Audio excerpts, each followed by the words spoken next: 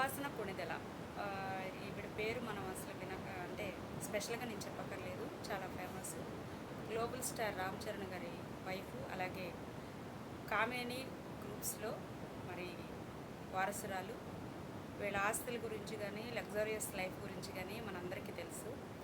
రీసెంట్‌గా ఒక 10 days are 1 week back ఆవిడ కొన్ని చర్చనీయాంశమైన మాటలు కొన్ని మాట్లాడారు. వాటి గురించి నాకనిపించింది మీకు తెలియచేయాలని చెప్పి ఈ వీడియో చేస్తున్నాను. ఆవిడ 36లో ఫస్ట్ బిడ్డకి నేను జన్మనిచ్చాను. 39లో సెకండ్ ప్రెగ్నెన్సీ నాకు కన్ఫర్మ్ చేశారని చెప్పారు. యాక్చువల్గా మనకి ఉమెన్స్కి ఏంటంటే 30 దాటిన దగ్గర నుంచి ఎగ్స్ క్వాలిటీ అనేది తగ్గిపోతూ ఉంటుంది. మనకి మిడిల్ క్లాస్ కానీ బిలో మిడిల్ క్లాస్ కానీ 21, 22 ఇయర్స్కే కరెక్ట్ ఏజ్ ఉమెన్కి. ఎందుకంటే వాళ్ళకి మనం పిల్లలకి జన్మనిచ్చినా కూడా వాళ్ళకి కరెక్ట్గా వాళ్ళకి హెల్త్ గురించి కానీ వాటి గురించి కానీ వాళ్ళని కరెక్ట్గా మనం పెంచడానికి మనకు కరెక్ట్ ఇది ఉంటుంది. అండ్ మనకు కూడా ఫిజికల్గా కూడా ఇది ఆరోగ్యంగా ఉండాలి కదా మనం కూడా పిల్లల్ని పెంచాలంటే.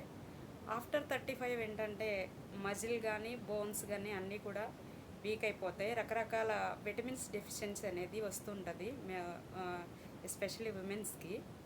అలాగే ఈవిడ చెప్పిన ఎగ్ ఫ్రీజింగ్ ఏదైతే ఉందో అది చాలా కాస్ట్లీ అనమాట, డబ్బుతో కూడుకున్నది. అండ్ లక్షల్లో ఖర్చు అవుతుంది ఎగ్ ఫ్రీజింగ్ చేయడానికి. తర్వాత న్యాచురల్గా వైఫ్ అండ్ హస్బెండ్తో కాకుండా ప్రెగ్నెన్సీ ఎగ్ ఫ్రీజింగ్ అంటే మళ్ళీ తర్వాత స్పర్మ్ తీసుకొని దాన్ని 2 ఫెర్టిలైజ్ చేసి తర్వాత దాన్ని యూట్రస్లో పెట్టడం జరుగుద్ది.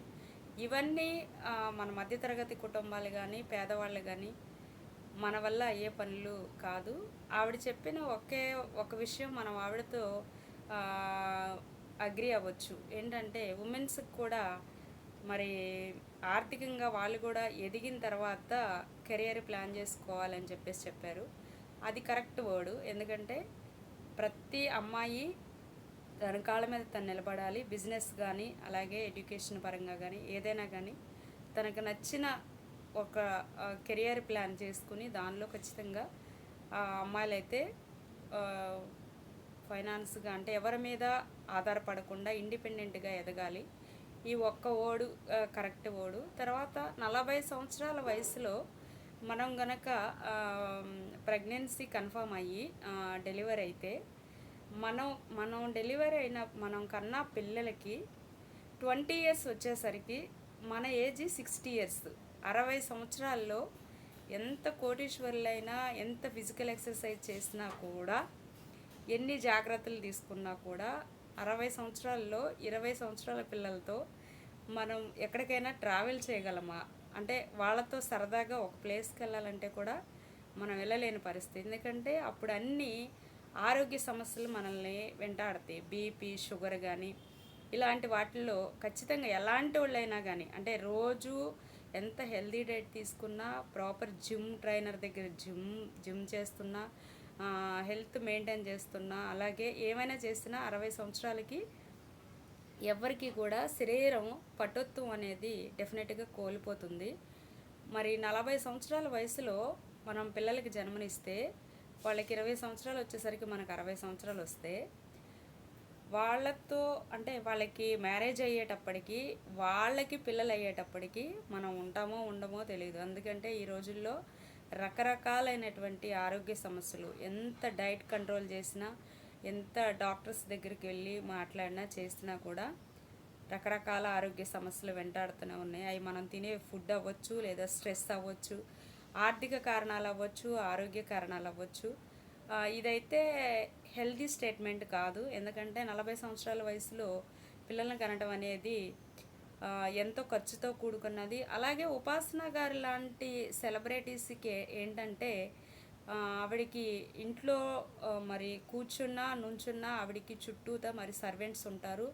కనీసం వాళ్ళ వాటర్ కూడా వాళ్ళు తీసుకుని తాగాల్సిన అవసరం లేదు. ఎందుకంటే ఆవిడ మరి పుట్టడమే కోటీశ్వరుల బిడ్డ. అలాగే మరి ఆవిడ కోడలుగా వెళ్ళింది కూడా మెగాస్టార్ చిరంజీవి గారు ఇంటికి మరి కోడలుగా వెళ్ళింది కాబట్టి తన యొక్క లైఫ్ స్టైలు డిఫరెంట్గా ఉంటుంది. ఎందుకంటే పేదవాళ్ళతో మధ్యతరగతి వాళ్ళతో పోల్చుకుంటే తన లైఫ్ స్టైల్ డిఫరెంట్గా ఉంటుంది. ఎలా అంటే ఆవిడ ఇప్పుడు అందరూ ఎగ్ ఫ్రీజింగ్ చేసి 40 ఇయర్స్లో ప్రెగ్నెన్సీ కన్ఫర్మ్ చేసుకోవడం అంటే లక్షలు అవుతుంది అనమాట డబ్బు. ఒక డాక్టర్ని కన్సల్ట్ అవ్వాలన్నా అక్కడ సో మెనీ మెడికల్ టెస్ట్లు అయితే ఉంటాయి. ఇలాంటి ప్రాసెస్లో ఖచ్చితంగా మెడికల్ టెస్ట్లు ఉంటాయి. మెడికల్ టెస్ట్లకే మరి మన మధ్యతరగతి వాళ్ళు కానీ మరి పేదవాళ్ళు కానీ కనీసం మనం అసలు భరించుకోలేమన్నమాట. ఒక డాక్టర్ని కన్సల్ట్ అయ్యి ఓపీ పే చేస్తే టెస్ట్లకే లక్షల్లో ఖర్చులు అవుతాయి. ఆ ఎగ్ ఫ్రీజింగ్ తర్వాత ప్రెగ్నెన్సీ కన్ఫర్మ్ చేసుకోవాలంటే మెడికల్ టెస్ట్లు కానీ ఈరోజు రేపు మనకు తెలుసు. ఒక డాక్టర్ని కన్సల్ట్ అయితే నార్మల్గా ఫీవర్ వస్తేనే ఎలాంటి మెడికల్ టెస్టులు రాస్తున్నారో తెలుసు. అలాగే ఆ మెడికల్ టెస్టులకు అయ్యే ఖర్చులు ఎంత ఘోరంగా ఉంటున్నాయో కూడా మనకు తెలుసు. అదేవిధంగా ఆ టెస్టుల కోసం గవర్నమెంట్ హాస్పిటల్కి వెళ్తే అక్కడ జరిగే అవమానాలు బాధలు కూడా మన మధ్యతరగతి వాళ్ళందరికీ కూడా తెలుసు. ఇలాంటి స్టేట్మెంట్లు ఓన్లీ సెలబ్రిటీస్కే అప్లై అవుతాయి. మనలాంటి నిరుపేద కుటుంబాల్లో కానీ లేదా మిడిల్ క్లాస్ కుటుంబాల్లో కానీ మనకి పనికిరావన్నమాట ఇలాంటి స్టేట్మెంట్లు. 40లో ప్రెగ్నెన్సీ అన్నది హైలీ ఇంపాసిబుల్. ఎందుకంటే శరీరం సైకలాజికల్గా ఫిజికల్గా రెండు కూడా మనం సిద్ధంగా ఉండం. ఇలాంటి ఈ ఏజ్లో అయితే 40లో అయితే అమ్మాయికి 22-23 ఏజ్ కరెక్ట్ 21 ఈ ఏజ్లో అయితే తను ప్రెగ్నెన్సీకి కరెక్ట్ ఏజ్. తన పిల్లల్ని కరెక్ట్గా ఎలా పెంచాలి, మంచి పోషణ ఎలా ఆర్థికంగా కానీ వాళ్ళకి ఆవిడికి అనారోగ్య సమస్యలు రావు. అలాగే పిల్లల్ని కూడా హెల్తీగా పెంచడానికి తనకి ఛాన్స్ ఉంటుంది. అలాగే ఎగ్ ఫ్రీజింగ్ అసలు మన కడుపులో గుడ్లు అనేవి ఉంటాయి. వాటి ద్వారానే మనం బేబీకి జన్మనిస్తామని కొన్ని ఏరియాస్లో రూరల్ ఏరియాస్లో కానీ లేదంటే మరి కొన్ని ప్లేసుల్లో కొంతమంది అమ్మాయిలకి అసలు ఎగ్స్ అనేవే ఉంటాయి కడుపులో అనే విషయం కూడా కొంతమందికి తెలియదు. అంటే ఎగ్స్ అంటే ఏంటి అని అడిగేవాళ్ళు కూడా ఈ రోజుల్లో ఉన్నారు. ఎలా అంటే వాళ్ళ యొక్క విధి విధానాలు వాళ్ళ జీవనశైలి ఎలా ఉంటుందంటే జస్ట్ మా అమ్మ నాన్న మ్యారేజ్ చేస్తారు. తర్వాత మేము ఫ్యామిలీ కాపు ఏదైతే ఉందో వైఫ్ అండ్ హస్బెండ్ మేము కలిసి కాపురం చేసాం కాబట్టి ప్రెగ్నెన్సీ వచ్చింది, బేబీ పుట్టింది. ఇంతవరకే వాళ్ళకి తెలుసు. ఎగ్స్ అంటే ఏంటో కూడా వాళ్ళకి తెలియదు, తెలుసుకోవాల్సిన అవసరం కూడా వాళ్ళకి లేదు. ఎందుకంటే ఇది ధనవంతుల కుటుంబంలో కోటీశ్వరులకు మాత్రమే అందుబాటులో ఉంటుంది. వాళ్ళు మాత్రమే ఈ విషయాన్ని చేయగలుగుతారు.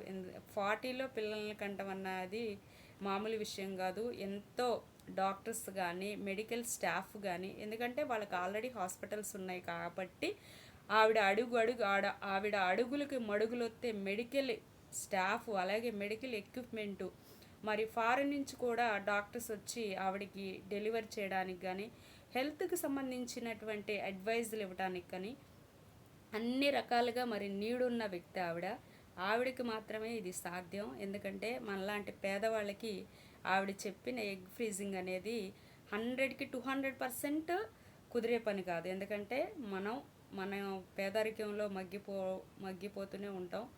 కొంచెం ముందుకెళ్ళి మన పిల్లలను చదివించుకోగలుగుతాం. ఇంతకు మించి మనం అలాంటివి అయితే చేయలేము. ఇలాంటి స్టేట్మెంట్ల వల్ల సమాజానికి ఆవిడ ఏం మెసేజ్ ఇస్తున్నారో మరి ఆవిడకే తెలియాలి. ఎందుకంటే ఇది ఓన్లీ కోటీశ్వరులు మాత్రమే చేయగలిగిన పని. పేదవాళ్ళకి మరి మధ్యతరగతి వాళ్ళకి ఇది కుదరని పని. కరెక్ట్ ఏజ్లో మ్యారేజ్ చేసుకుంటే ఇలాంటి ప్రాసెస్ ఏమీ అక్కర్లేదు. న్యాచురల్గానే కన్సీవ్ అవుతారు. న్యాచురల్గానే మన పాత రోజుల్లో చూసుకుంటే ఒక్కొక్క తల్లి మరి 7 మెంబర్స్ని 10 మెంబర్స్ని న్యాచురల్గానే బర్త్ చేసేవాళ్ళు. ఎందుకంటే వాళ్ళు కరెక్ట్ ఏజ్లో మ్యారేజ్ చేసుకునేవాళ్ళు.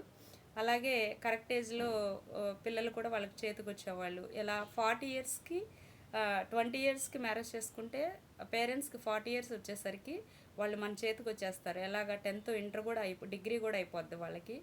అలా అయితే బాగుంటుంది. ఎందుకంటే వాళ్ళతో మనం కొన్నాళ్ళు జీవించాలి, కొన్నాళ్ళు వాళ్ళతో మనం సంతోషంగా గడపాలని చేయాలన్నా కూడా మనకి కరెక్ట్గా బాగుంటుంది. మన పిల్లలు మనతో అంటే మనకు ఒక అక్కలాగా చెల్లిలాగా తమ్ముళ్ళలాగా అంటే కొంతమందిని చూస్తుంటాం మనం చాలా అర్లీగా చేసుకున్నారా మ్యారేజ్, ఇద్దరు అక్క చెల్లిలాగా ఉన్నారు, అన్న తమ్ముళ్ళలాగా ఉంటారు అంటారు. అలా మనం కరెక్ట్ ఏజ్లో మ్యారేజ్ చేసుకుని మన పిల్లల్ని మనతో సంతోషంగా మన జీవితం చివరి వరకు మనం వాళ్ళతో కలిసి ఉండాలంటే అర్లీ మ్యారేజ్ కరెక్ట్, న్యాచురల్గా ప్రెగ్నెన్సీ కరెక్ట్. ఇది నా అభిప్రాయం. నా వీడియోపై మీ అభిప్రాయాన్ని కామెంట్ రూపంలో తెలియచేయండి. Thank you watching.